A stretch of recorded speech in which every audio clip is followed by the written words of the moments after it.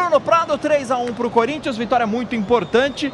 Yuri Alberto, Paulinho, Yuri Alberto, enfim, muitos gols. O Corinthians que agora aguarda o seu adversário na fase quartas de final, Bruno.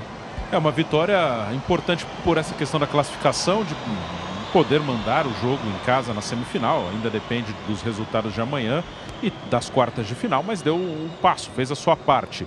E foi uma boa atuação do Corinthians, né? O Corinthians jogou bem, foi melhor que seu adversário na maior parte do jogo, saiu atrás, teve tranquilidade para buscar o resultado, virou o jogo. Alguns gols bonitos, o terceiro gol muito bonito, foi uma belíssima jogada coletiva. Fica só preocupação em relação ao Renato Augusto, né? Tomara que não seja nada grave, saiu com dores no joelho, né? Se tiver tudo ok com o Renato, foi um jogo bem positivo para o time do Corinthians. O Yuri Alberto voltou a marcar contra o Santos e hoje já marcou 2 vezes. É sempre importante para um atacante marcar gols. E o Yuri não estava jogando mal, só que ele não estava marcando.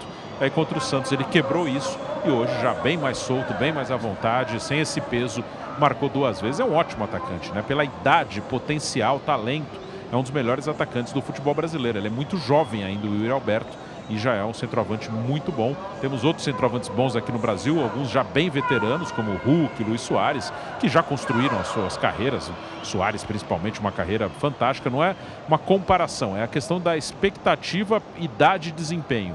O Yuri, por ser muito jovem, ele já está num nível muito bom de centroavante aqui para o nosso cenário nacional. E o que você projeta para esse Corinthians agora, não só olhando para o Campeonato Paulista, Bruno, mas por essas 12 rodadas, pelo Corinthians nessa temporada? Terá Libertadores pela frente e também Campeonato Brasileiro, que são 2 competições muito equilibradas, muito difíceis. Pelo que você tem visto do Corinthians, por essa montagem de elenco, o Corinthians teve muitos problemas do ano passado para cá na questão de técnico, enfim. É um time que já mira aí, além do mata-mata do Campeonato Paulista, o Campeonato Brasileiro e a competição talvez aí mais importante que para esse Corinthians é a Libertadores da América, né? O Corinthians, como todos os times que vão disputar as principais competições, ele vai ter uma maratona, ele vai pegar ali um momento que vai ter Brasileiro, Copa do Brasil e Libertadores, tudo junto. Ano passado o Corinthians sofreu com isso, em alguns momentos, muitas lesões, né? E o Corinthians vai ter que usar o seu elenco. Aí tem uma certa preocupação em algumas posições, né? A posição do Renato Augusto, os atacantes, ali realmente o Corinthians não tem reposição à altura. Mas o time é bom. O Corinthians ele joga de uma maneira diferente em relação ao ano passado. É um time em que os jogadores de frente têm mais liberdade de movimentação e aproximação. Não é nem uma questão de ser melhor ou pior. É um estilo de jogo diferente, principalmente quando o time ataca. E até por não ter os pontas assim bem definidos, os laterais com bastante liberdade para chegar à frente. O Fagner chega bastante, principalmente. O lado esquerdo, o Roger Guedes ocupa um pouco mais, apesar de ter liberdade para circular e fazer uma dupla mesmo com o Yuri Alberto. Então é um time que tem jogado bem na maioria dos jogos, mas ainda tem algumas coisas que já vem de alguns anos que não dá para ter certeza que o time evoluiu. No Brasileiro a gente vai ter um parâmetro melhor, que são os jogos fora de casa. Na Arena, a maioria dos jogos muito bons.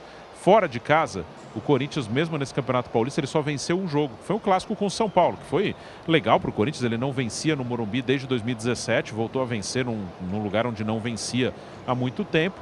Mas teve alguns jogos bem ruins fora de casa. Inter lá em Limeira, Português em Brasília, São Bernardo lá em São Bernardo. Então esse ponto dos jogos fora de casa, ainda não dá para dizer que o Corinthians evoluiu.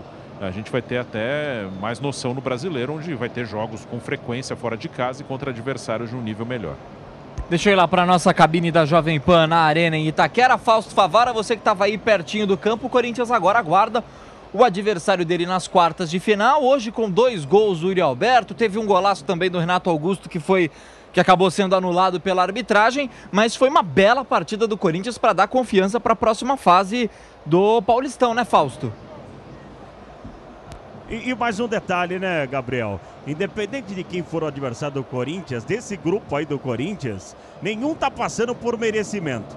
Nenhum dos 3, se passar, vai passar por merecimento. Vai passar por acaso aí do regulamento e o Corinthians vai entrar como grande favorito e vai passar tranquilamente para a próxima fase. Então o Corinthians acabou se beneficiando também nesse grupo, porque os 3 ali estão sofrendo uma barbaridade. Agora, eu gostei muito de ver o Corinthians hoje.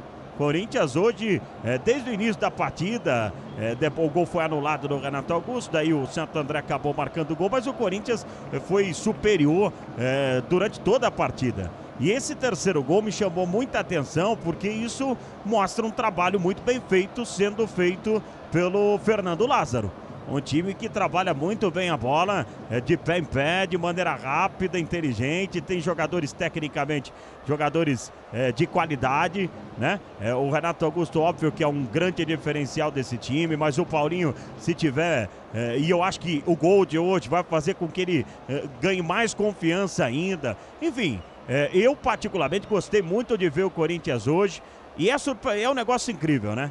42 mil torcedores num jogo que, se a gente levar que o Corinthians já está na próxima fase, é um jogo que não teria motivo do torcedor vir empurrar tanto. Mas o torcedor do Corinthians é diferente. Gostei do jogo, viu, Gabriel? Gostei do Corinthians hoje.